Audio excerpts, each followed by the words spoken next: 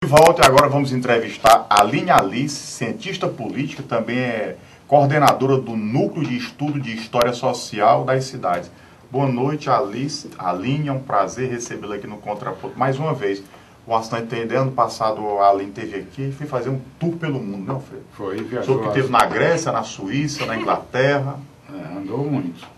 E o NESC é um organismo de estudo ligado à Pontifícia Universidade Católica de São Paulo. Isso. E tem obras aqui realizadas, né, Polifonias da Cidade, onde reúne 3 científicos e assinados inclusive por tua mãe, né? E você responde aqui pela parte internacional, a coordenação internacional das obras, não é isso? Isso. Do núcleo, né? É, do núcleo. Ali, você sempre é uma observadora internacional, entende os conflitos tanto políticos, sociais da sociedade, já que esse mundo, né, essa nossa aldeia global, a miscigenação e os interesses são diversos.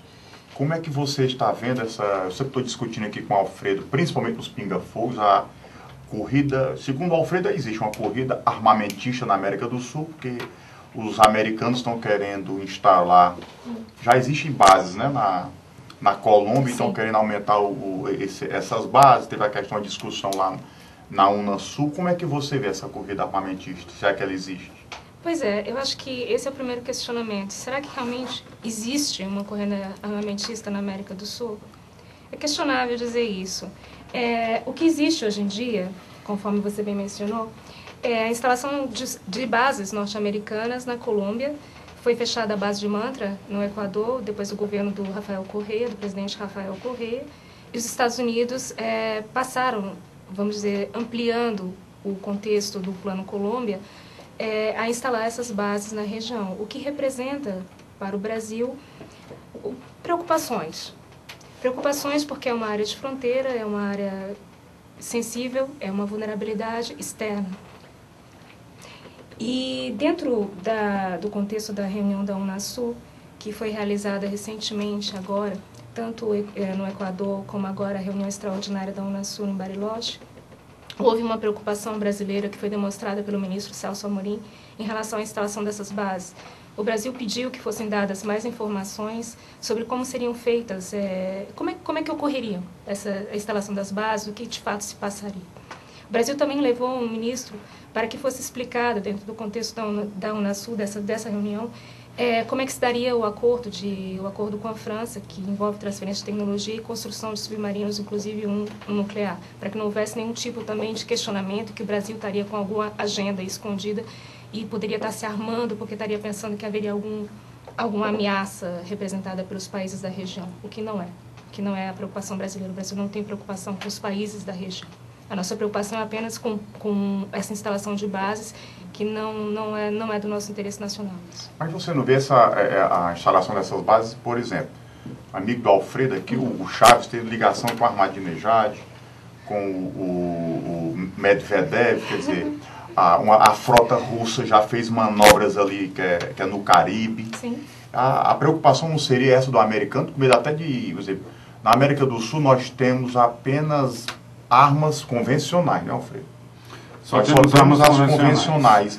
Mas na hora que você vê uma pessoa como o Chaves, que tem ligações com o Ahmadinejad e tenta trazer uma bomba dessa, né, de um poder ofensivo mais letal, que poderia ser uma bomba atômica, trazer aqui para a América do Sul, isso, na verdade, só se ela vier, não seria a questão de estabilizar a paz e gerar essa corrida armamentista? É eterna polêmica Estados Unidos, Venezuela, que muitas pessoas colocam como um eixo de contenção, um eixo um contencioso, ou seja, na região. De fato, o presidente Hugo Chávez recebeu o presidente iraniano, mas que está desenvolvendo um programa que é controverso, que tem gerado controvérsia dentro do âmbito da IEA, Agência Internacional de Energia Atômica, e estaria desenvolvendo esse programa nuclear de enriquecimento de urânio, segundo a alegação americana, com vistas à construção de uma bomba atômica. Com relação às manobras que foram feitas aqui nas nossas vizinhanças com os russos, né, Venezuela, Rússia, tem que se ver também o contexto que isso ocorreu. Achei importante ver isso. No que se refere especificamente à Rússia, essas manobras elas ocorreram no contexto que os Estados Unidos estavam querendo colocar os mísseis antibalísticos em territórios como a Polônia e a Ucrânia, dentro do contexto da ampliação da OTAN, né, cada vez mais forçando em relação às fronteiras russas. Isso representou uma ameaça, a Rússia se sentiu encurralada. Eu acho que talvez possa ser vista essas manobras como uma demonstração de força, dizendo eu também posso atuar nessa sua área de vizinhança, em relação aos Estados Unidos, claro.